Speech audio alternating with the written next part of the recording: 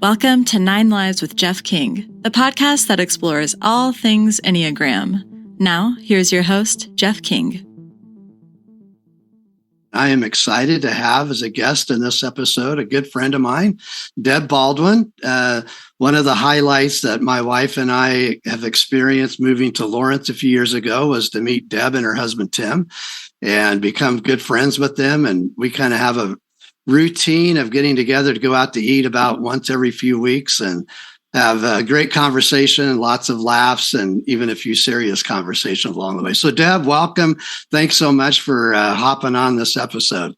Oh, well, thank you, Jeff. I feel the same way. We feel the same way about you guys. It's very difficult for teacher artists or artist teachers to find friends.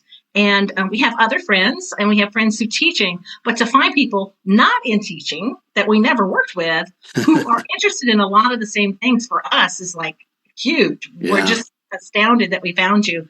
And our daughters are the ones that linked us up, folks. So that's great. Yeah. And it's been fun, just to discover the common ground and common interest and hear a lot of great stories. So, Deb, I want you to kind of tell a little bit about your background. One of the other things that I'm really excited to have Deb on this episode is she just published a book, and we want to hear about the book too. But give us some background of what kind of led up to the book, what you do. We'll just fill in as we roll along here. Oh, I'd be happy to. And everybody now calls me Deb, which is what I would rather people call me. Deb sounds so serious, but I have to sign that. Right. Anyway, I am a retired theater teacher and director. I did both for over 38 years, and I've directed about 350 plays and musicals with adults and children. Wow. I've taught every grade level, primarily, though. My expertise is 6th through about 10th grade, but I also have directed all the way up into college. And I've directed little bitty children too. So I run the gamut, and I prefer it that way, that I have worked with many different kinds, ages of people, because it's just more fun. I have a BFA from Stevens College, which I got about 100 million years ago. And I have planned to be a performer. But my dad said, I really want you to get your teaching certificate in case you need something to fall back on. And I knew he was right. And at the time, no one remembers, probably nobody on here remembers the 70s, but the 70s in New York were horrible. It was horrible. And it was really unsafe. And I went there to do some auditions they're called Unified Resident Theater Associations. And I was accepted to the programs. And I remember going, I cannot live in this place. It's so scary. And it was. And like the only dinner theater in the whole country, Jeff, was the Burt Reynolds Dinner Theater down in Florida. And everyone's like, oh, we'll go down there. And there are millions of people that are going to end up trying to get in the Burt Reynolds Dinner Theater. It's just so funny. That was way back in like the mid-70s.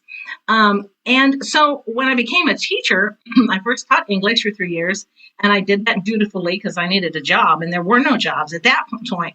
Folks, there were no jobs available. It's not like what's going on right now, unfortunately. And the principal's daughter my first principal, had been in a youth theater program I was a part of in Columbia, Missouri, with a community theater that I was a part of. And that's how he knew me, and thank goodness. And he hired me, and I worked for him for 3 years. And I stayed home with our girls for 11 years so that I could be full-time mom. But I ran a youth theater program on the side. I'm always creating. It's just part of my nature. And I'm not happy if I'm not doing some sort of creating. It doesn't always have to be in theater or music, but that's where I lead generally. And over time, then I got my master's in arts integration. I went back into the classroom full time. I taught in Columbia, Missouri. I taught in Longmont, Colorado. I had made a lot of drama programs for various communities in the Midwest. I'm very adept at administrative sort of management work, how to set up not-for-profits, how to set up a board, how to set up executive boards, and then what's your goal. And that's because I've done it forever. And I wrote a book called Bumbling Bee, which is a middle grade book. When I was 16, my parents took us to Japan. My grandparents were missionaries. I think you know that, Jeff. Mm-hmm. And they lived in Japan. And so we went back to visit. And the man who met us, who felt so appreciative to my grandparents because my grandfather had baptized him, he took us to the Kabuki Theater. And I was mesmerized. I was like 16. And I thought, why are there no women in this? Although I understood why. It's just like Greek theater. I understood why. Consequently, when I was much older, I had this book running around in my head, and I wanted to write a book about a girl who wanted to be a kabuki actor. And so it took me 25 years to do it because I was scared to death. I don't really know what I was afraid of. I think I just wasn't ready. But I wrote the book, and it's out there in the world. It's had some luck. It's a narrow niche. We're talking about middle school kids who just love theater. And it's about two girls and how they become friends, very unlikely. One is from Japan who comes to visit. One is in the United States who's really upset about her home life but doesn't know it yet. And it's called Bundling Bee because the main character, Beatrice, has an alter ego that shows up every so often. And she calls, she says, I don't know why I do what I do. And she's at about 13, 14 years old. So, she's just on the ebb of being a young adult. And so that book has done really well. And then I stopped. Well, then I went in, I started, after I retired, I didn't know what to do with myself. So I thought, well, I could direct. I do a lot of directing, and my heart just wasn't in it anymore. And I don't know if that's true of all eights, but this eight was like, I'm so done with this. And then I didn't really want to direct, although I could. I didn't want to perform. I tried a little teaching, and it was a terrible experience. It was made real clear to me that is not what I was supposed to do. So my wonderful husband said, well, why don't you write a book and use all those lessons you've ever done? And typical wife who's been married a long time went, oh, no one wants those lessons, Tim. You're so kind. No one is ever going to want those. But I was completely wrong. And I say that publicly all the time. I'm completely wrong. I started this company called Drama Mama Speaks on a platform called Teachers Pay Teachers, which is very similar and created similarly to Etsy. So we all have our own stores, but the platform handles all those extra things like the money and the platform where people order the thing, they get it digitally, it comes to them and so forth. And so I've been on there since 2017, but I didn't really take off until 2018. Well, shoot, I was completely wrong. I've sold about 20,000 products. Wow. And I think there's a, what do they call that? Proof. There's a concept of proving concept. Oh, yeah. And what I did is I knew, because of my background, I knew where the holes were in theater education, or at least what I thought where the holes were. And so I just started creating products where I thought the holes were. For instance, I have a product about Lin-Manuel Miranda. It is a biography about him. In fact, there's two kinds. One where I give you the dates, you're going to have to find the information. So it's backwards. The other one is written like a newspaper. So you could just pick it up and read it, and the answers are right there in it, and the kids answer the questions. And then there's always some sort of enrichment at the end so that we take it farther and we really get it in their brain, the information about him. And I knew there were no things like that out there. Well, so now I have a whole set of those. Well, I also made a whole set of one-act plays because we don't have enough class plays for younger students where a teacher could just pick it up and go, we're learning about Mexico. Let's take this Mexico folktale that Drama Mama Speaks adapted, and let's perform that. And we're going to learn more about Mexico through it. That's the drama integration portion. So that's my master's. Well, then I went, I have a lot of experience with radio theater. Maybe I should start bringing those scripts out and put those out there. Yeah, but I did that. That went really well. Goes really well. I write new ones all the time. I adapted The Monkey's Paw, which the kids just love.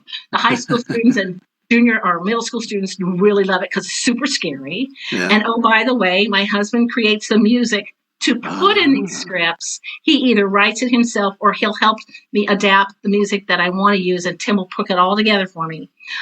So we're giving you a really good package. And in all of these units, you're going to have, I'm very thorough. So there's the teachers, a script for the teacher so that person knows what to say. Because what's happening now is a lot of people that are being hired to teach in theater have no qualifications whatsoever, but they do need someone to teach it. And I get emails from people saying, I am desperate. I don't know what to do. I went in for a music or a math job, but I'm a science teacher, but they gave me drama. I don't know anything about drama. I'm like, oh my gosh. Okay. All right. Well, I don't want you to fail, and I don't want your kids to fail. So I still do that. I create probably 2 or 3 products a month. I have an active email list and whatnot. Well, with that, I said, people don't know how to teach radio theater. I have a big background using it in the classroom. Why don't I try making a course? And people could maybe take this course and learn about radio theater. And then halfway through it, I kept running in my head, back into arts integration. And I said, I don't think this is what I want. I want to teach them about arts integration, how to take drama and infuse it into their learning. So I stepped back again. Then I tried taking it and putting it and selling it, sections of it, in my store. And I looked at it, which I don't know if you're like me. I kind of like to look back at things and go, that ain't it. So I knocked that out, took that out. So then I spent another year and I turned it into a book. And that is what I've just recently published. It's called We're Live Radio Theater 101. And it is a teacher's guidebook that teaches anyone all about radio theater and how to use it in the classroom for your benefit. And it's about, I think it's 13 chapters. So it has warm-ups, it has teacher scripts, it has rationale, the history of radio theater, the history of sound effects. I told you I'm thorough. Where to find your scripts, how to direct it, how to act it, how to perform it, and so forth. And it comes with other pieces. So there's a PDF that you link on a QR code, and you go and learn how to take anything and turn it into a radio theater script. There's another one that's for a video that teaches you the radio theater signals or directing hand signals that we use. If you're on the floor directing and you're right up there with the students, knowing that this is being used for education. I mean, you could do that with an audience too. And in fact, I have directed right in front of audiences, and they love it because they like to see what I'm doing and what the cast is doing and how they're following. So I put that book together. It was a long, laborious process, not my part. You know all the stories, but I won't go into it much except to say be really careful who you pick to publish your book, because I'm an indie author, and I thought these people would help me because they were publishers and marketing. Boy, was I wrong. And what I learned from the experience was you should have just done it yourself. You know a whole lot more than you thought you did. And that's what I learned from the situation. Yeah. And so that's where this book came from. And it's out there in the world. It's starting to be noticed a little bit. Wonderful. And that's where I'm at. Oh, good. Well, congratulations. That's amazing. So you mentioned, Deb, the best you understand, you type 8 on the Enneagram. Talk about that. What resonates with you with type 8? And then I want to circle back around, tie that into this process you just described. Well, you'll have to help me there, Jeff. Yeah, I'd be happy to. Well, I'm a leader type. You can direct me. If you tell me, okay, this part of the book is really bad, I won't take it personally because I'm used to being on stage and I'm used to directors saying, okay, that's not quite what I'm looking for. I'm looking for this. I don't take it personally. I just go fix it. I feel like I'm just the little vessel to get it out there. I can come across as intimidating, and I don't mean to be. I'm really not. I have good, strong, big heart. I'm just intense. Okay. And that intensity really doesn't really go away. I have a hard time calming down my brain at night. Tim will say, well, did you get through the night? Yeah, no. 2 nights ago, I was awake all night over nothing, no matter what I do. And I even have a pattern I follow. So are you like creating, planning? What's going on in your? It's solving problems. Solving problems. Really. Okay. It solves problems. Like right now, I just hired someone to redo my website. And I was having problems with that. And it was solving problems. What are you going to say to these people? How are you going to get these people to do exactly what you want and not kind of what they want to do? So it does that. It will go back over issues in the family and try to figure out what exactly we're dealing with there. How can I fix that issue? Is there anything I can do? And I have to just pray and say, please take this away. I'm never going to sleep. I'm ruminating. And it works every time. So I do that. I can go in a lot of situations and see the management problem and go, well, I can tell you what's wrong here. I think what they need to do is X, Y, and Z. That is why this is not going well. It's because, it could be Panera even say, well, what I see is everybody's coming to the same place to get their food. And that's why they've got this backed up. So what they ought to do, they ought to move those people to another place to pick up their food and just let the people ordering there order there. That's the kind of stuff my brain will do. It will also, because I've directed so much, it looks at situations and goes, now, why did they say that? Why did they say that? And other people are like, wow, you're so analytical. I said, It's because I've directed. Everything anybody says matters.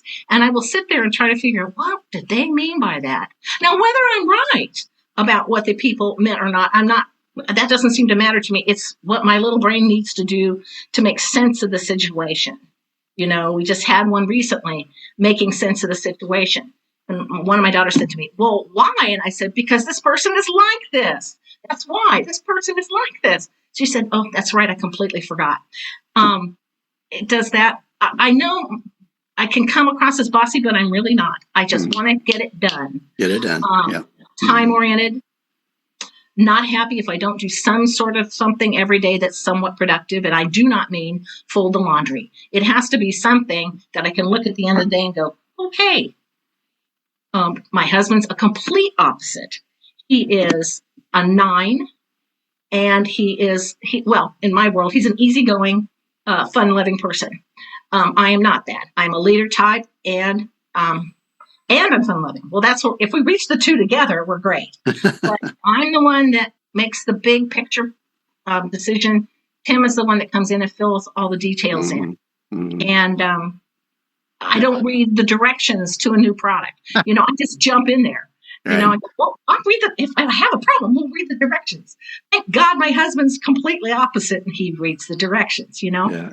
So just talk about that a bit, because type 8s with that forward moving energy, you fix it, you see what needs to be done, let's go do it kind of a thing. Sometimes in that it's hard for 8s to be receptive to other people's ideas. So for you and Tim, how does that work, and how have you learned to work together in that? Well, I trust him. I have to really trust him. Which is huge for a type 8, because if you don't trust, then the game's over. Oh, so. Exactly. In fact, it took me 10 years to trust him, because I had been with my first partner was not trustworthy at all. And it took me 10 years of marriage before I finally went, he never knew this was going on, Jeff. This is Deb dealing with this. And finally I said to him, it's taken me until now to completely trust you. And it's because I take friendships and relationships very seriously. And I think they're important. And your word is your word. And my daughters know, and family know, that if we say we're going to do something, we do it. We always come through. Hell or high water, we're going to come through. And that's a problem sometimes, because if you've always had that and you run into people that talk that way and then they're not, and it's kind of a jolt for people who've been raised that way to go, oh, not everybody's this way. But yeah, I'm real receptive to him because he knows better than I do. So for instance, we just went on this trip and we were talking about flights. And he went through flight after flight after flight after flight. I listened to flights. We could go this way, although we could go this way. I know he's also working it out aloud. So I'm just letting him do that. And I finally go, when you want me to give my vote, just tell me. And then I finally go, I don't care. So one flight we did do all night. When we got home, I went, yeah, I don't think we want to do that again. He said, I don't think so either. Because we were so far away in Alaska. So yeah, I'm receptive. It's probably how you speak to me and say, hey, I have another idea. And I would say, okay, what is it? But I have so much experience in the background. I have so much, I would say, success in the background that now that wouldn't bother me at all. For someone to tell me, maybe there's another way to do this. Well, it's fine. I'm going to get it done. That's all. Yeah, big getting it done. So what was that like when you were younger, maybe less experienced? Maybe less mature, whatever. How was that to take other people's advice or receptivity? I trusted teachers, people like that I knew were out for the best for me. I just naturally trusted them. That's why directing me is easy. I naturally trust you. If I think I'm very blunt, but if I think you're an idiot, I'll just smile and nod and, oh, really? Probably it hurt my feelings, probably, but I don't know. I would say maybe that hurt my feelings. I don't have to have it my way. I just want to get it accomplished. Or as I told Tim before, I don't like patience because it takes too long. I just don't. And I am better now that I'm older. Mm-hmm. And I'm not out there in a constant work world with a monkey on my back, Yeah. So in that, you don't like patience because it takes too long. What did you want to fill that at time with? What was left? Was it to conquer more things, or what were you chomping at the bit to get to? I don't know. I'll tell you this much. My mother was sick, seriously ill by the time I was 10, and I was the baby of the family. So by then, my brothers are 10, 11, and 12 years older than I am. By then, they're off in college. So basically, I'm an only child. And we didn't have therapists back then. We didn't have anybody who talked to me every week about this. Dad was in World War II. Dad was there when they freed Dachau. Dad was there in the fourth wave of D-Day. So you have to always remember that kind of stuff. These people came from a whole different life. So he was pretty stoic. I remember he sat my brother and I down. He said, she's probably going to live 2 years, about my mother, because her heart system, vascular system was so bad. She ironically lived to be 91. She was kind of like the Energizer Bunny. You just put her back together with chewing gum and baling wire, and off she'd go again. But probably because of that, every minute was precious. And then I lost my dad when he was 63 and I was 23. So see, my whole childhood then I lived with, well, she might die anytime. Well, she might die anytime. And that was what I was told over and over. Well, she might die anytime. And oh, by the way, Dad died instead. So there you sit going. And I was closest to him. It's like, well, but I do know that I learned when I was pretty young to take care of myself. And I've always been self-reliant. That's a pretty common 8 characteristic of a parent or both parents, either preoccupied or maybe not knowing what they're doing or not able to do what they need to do. And the 8 just says, well, I guess it's up to me to do it. I take charge and here we go and push forward. So. And exactly. In fact, one thing that I know comes up for young women is sexual situations. What do you do in sexual situations? I didn't feel comfortable asking. We didn't ask then. This was the 70s. Young girls weren't even on the pill yet. There maybe was one girl on the pill in high school, like 1974. I had to figure all that out on my own. I didn't have friends that I talked to about that. In fact, that's probably one of the biggest problems I think for AIDS is to have close friendships, because they're impatient with people that just can't seem to get it together. I have a real heart. I have some friends, some close friends that are ADD, wonderful gals, just love them to death. I have one in Oklahoma, and she just can't really get anything done, but she loves to be around me, and I'm the complete opposite, and she can't get anything done, but I find her rather entertaining. You know what I mean? And I think that's a problem. I bet a lot of 8s are lonely, and not that I want to live alone. I just don't have a lot of friends, but also I don't seem to need a lot of friends. Right. Yeah. And I think a lot of people misunderstand 8s because you come across with this energy, you get things done, you're direct. Some people take directness as you're angry or, and you're like, what?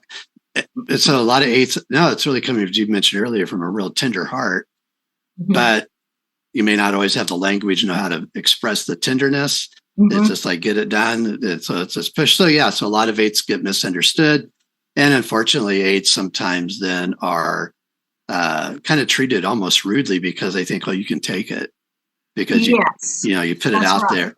And so it's kind of this, like so many of, in many of the types, personality types, there's these like oxymorons or contradictions within themselves of how we think we are, what we really are, and then how it's interpreted and how that gets played out. So and I know how to be whatever Enneagram number I need to be. I know I can judge a group and in a situation, and I can calm down, and I trust you, so I can talk freely with you, but I know when not to say certain things, and I know how to pull way back when I can tell.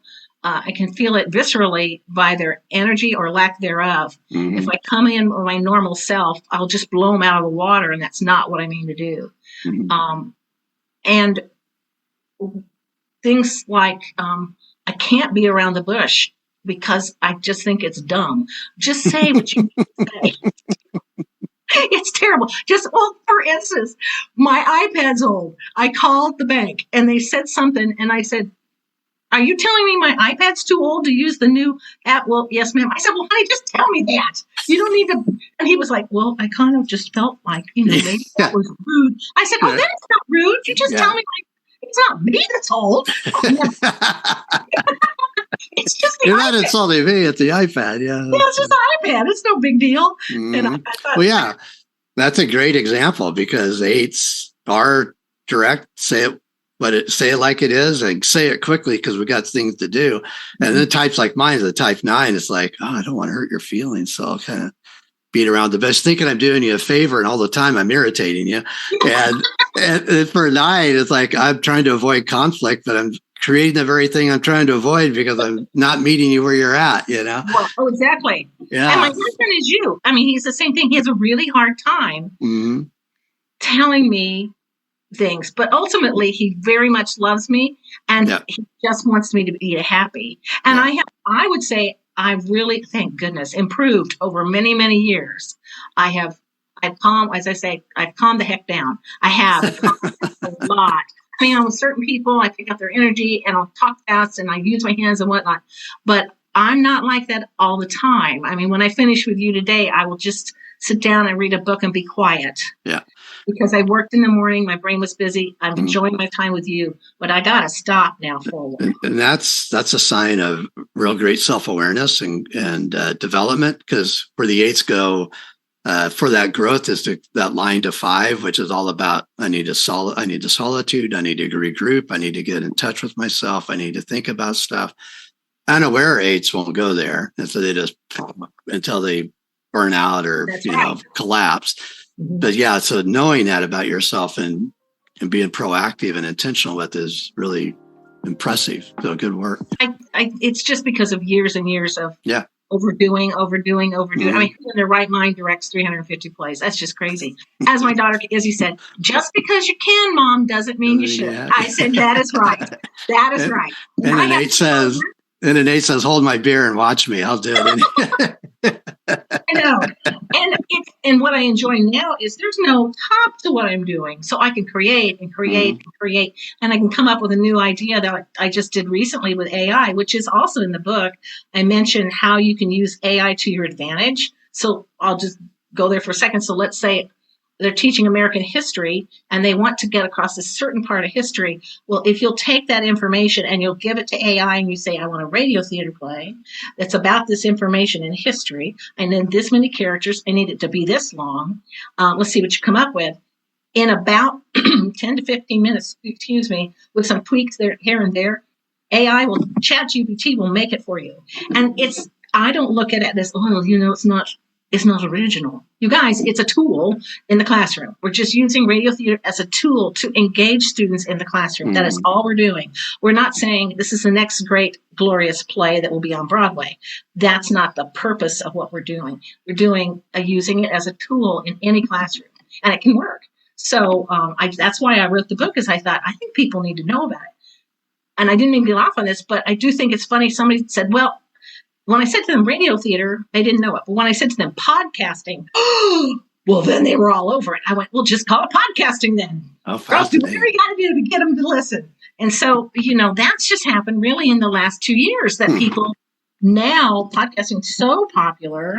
And in fact, I heard, and I think, oh, please, I know I'm right, that they're taking Harry Potter and they're going to do it as radio theater with different voices for all the characters. Oh my gosh. Will that be fun? It'll be like listening to the movie versions with no picture. It'll be great. Well, see, that's come out in the last couple of years. So, I would say too, I don't know if all 9s or 8s are this way.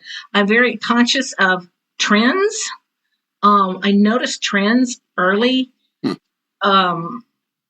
And I'm an adopter. I'm an early adopter, so I'm not the very top, but I'm the next one down. I'll try new stuff all the time because somebody's got to. Mm-hmm. What's the worst it can be, Well, and you mentioned you think you have a strong 7 wing, and that's a very 7-ish thing of like creating what's the next idea, what's the next possibility. And so, yeah. And it has to be fun. If there's no fun, forget it. Yeah. I'll say to him, I'm just not having any fun. We got to do something fun. And he knows that. We go to movies because it stimulates my brain and it gives me a moment to get out of what I'm thinking of and pretend right along with them and come back, and then it's clear. So it's, again, a tool, Yeah. And type 8s have a very strong appetite for excitement, pleasure, fun. Yeah, so it's like the drive. So you combine that with a good 7-wing. Yeah, you got kind of high octane. So it's pretty cool. You're my brother. Not my dad. My brother really had it. He was very, very successful salesman. And he's trying to adjust to being retired. And you know what, Jeff? He didn't retire until this year, and he's 10 years older. So he retired at 78. It's like, are you ever going to retire? Yeah, I'm going to retire. Yeah. I just can't believe it yet. I thought, yes. Well, yeah. And I wonder what he's doing, because he's used to those big challenges all the time, So, yeah. And of course, I love the challenge of every part of what I'm doing, but it's real fun to hear cha-ching. My phone will ring when I've sold something. It's very motivating.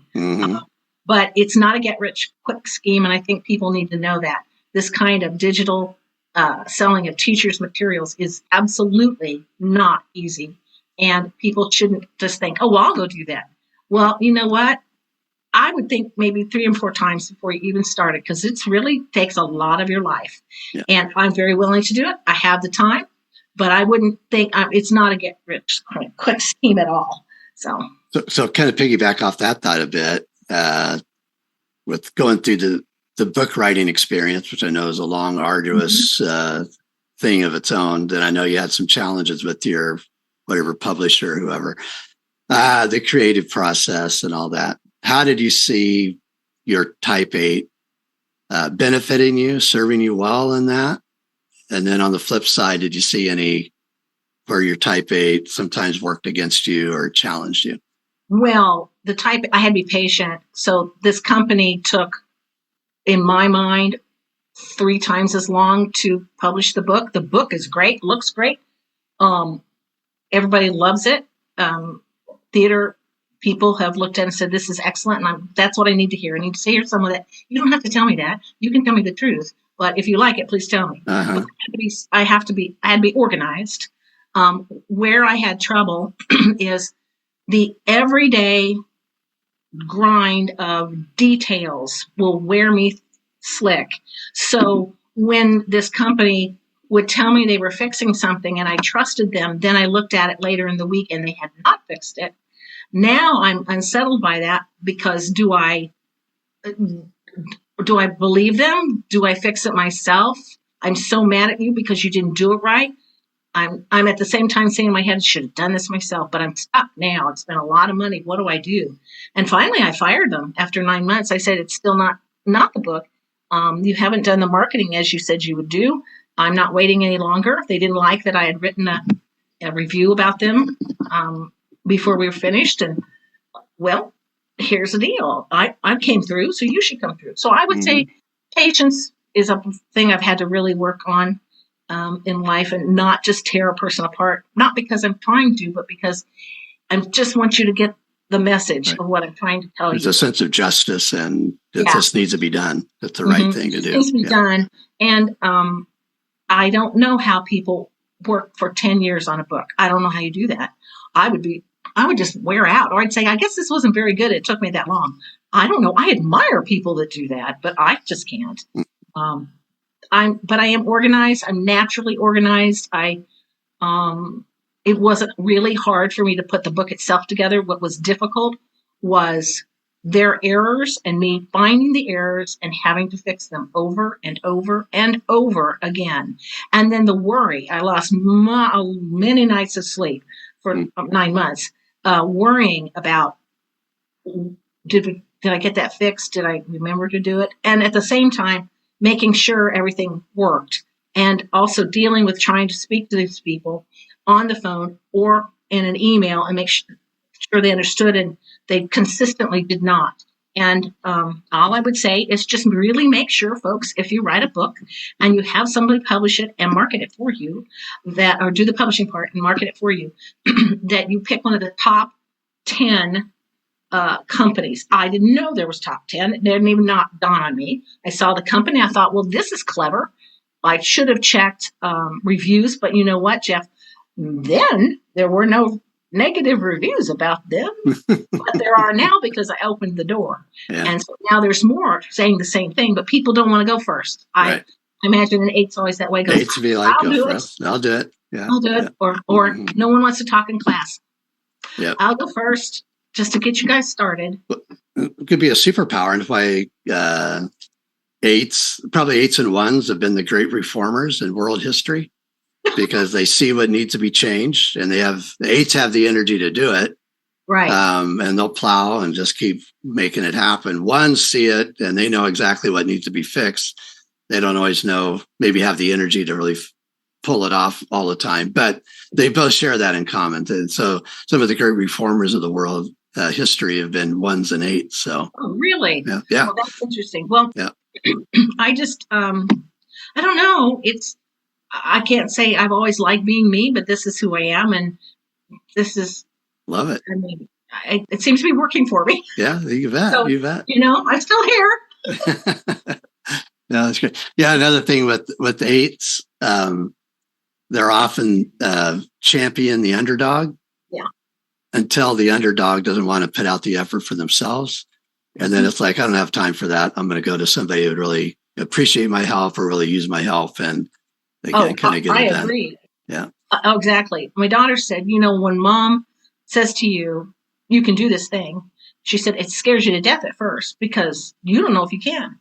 But then once you're able to do what she's asked you to do, you realize I can do a whole lot more than I thought I could. Mm-hmm. And then you're kind of addicted to that and you want more and more of that. I said, that was a wonderful way of saying it, but it's true. A champion kids and say, you can do this. You can do this.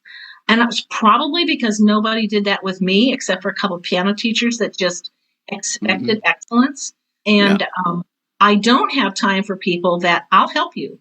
But if you're just going to sit there and whine about stuff, no offense, but there's just other things that I could be doing instead. So I'm not good with whiners. I'm not good with people, as you know, with lots and lots of excuses.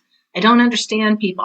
If you're well enough to, emotionally well enough to have relationships with people, then I think it's your responsibility to get the help you need for the part of yourself that maybe is lacking. So I learned years ago that I needed an antidepressant because I've always been kind of underneath just a little bit since I was a kid. Well, guess what? My dad took antidepressants and so did my oldest brother. And that was later. Well, I needed thyroid. And my doctor said, there's no level for everybody. Isn't the same. You tell me if this is you. And I've taught my husband to say, when I said, you don't make the decision on your medications, you need to let me help you because I know who you really are. That's the same kind of thing I learned on my own. I need this. I need to do these two things for myself. I didn't need a doctor to tell me because probably they're not going to tell me anyway because they're not around you that much. And so I do work on myself, but I'm not relentless. I'm not beating myself up if I don't exercise exactly 30 minutes. It's probably, I imagine it's the 7 in me that just gives me a little bit of a break. Yeah. Good. Well, this has been a delightful conversation, Deb. A lot of great insight. So where do people find your book if they're interested and any other things where they find what you do? Well, I would say first, if you want the book, it's called We're Live Radio Theater 101. And you'll find it in Amazon. And if I could ever get my act together, it would be everywhere else. But it comes in paperback and hardback and Kindle. Ebook. I would buy the paperback personally because then you can write in it. Mm-hmm. Also, I have a blog and it's Drama Mama Speaks, and it's spelled DRAMAMOMMA. It's all one word. Speaks. That's all one word. And Mama is spelled MOMMA. That's my blog. You'll find me at Instagram at the same thing. You'll find me in Facebook under Drama Mama Speaks. And I have a website. It's out there. It just sits there. It's called Deb Baldwin. Okay, great. Oh, enough time. I'm on Pinterest under that same name. You can find me there. I'm always willing to speak to anybody that wants help, especially teachers that are trying to figure out how to engage their kids with anything that might work. And it doesn't have to be radio theater. It could be how I cannot get them to do X, Y, and Z. I was listening to some teachers today, and I told Tim, I said, I could tell her what she needs to do just from my own experience. This is what I would do. But I'm a tough nut. I'm hard, man. You better be ready for it. Fire hose is about to come on. Here we go. Right, because you need self-discipline. You have to learn how to discipline yourself, So, but I love to hear from people. And I think that's highlights another aspect that's often misunderstood about type 8s. Because we see the energy and the drive, but we often don't see this heart that I really want to be helpful. Yeah. And I'm here to help you if you're willing to be helped. I agree. Definitely. And it's tough to watch things that you could help, even though you don't need to do that constantly. You don't have to be a hero. I don't want to be a hero. I just want to make sure that you got provided with what you need. Yeah. Well, that's great. Well, this has certainly been a fun conversation with Deb. And even though Deb says that she doesn't know a whole lot about the Enneagram, she's fairly new to it and doesn't understand all the intricacies of a type 8 personality structure. I think you can see, as I do, that she outlines all the key characteristics of the type 8 structure. The way she expresses herself with her energy, her motivation, her eagerness to move on to the next project, that kind of take charge, do it yourself approach to life. And I love how she stated that. I'm not bossy. I just want to get it done. All that is classic epic type 8 structure. So thanks so much, Deb, for demonstrating that for us and giving us a good insight into that. And congratulations on your work and your publication of your book. And for our listeners, be sure to check our program notes on how you can get in contact with Deb and get a hold of her products.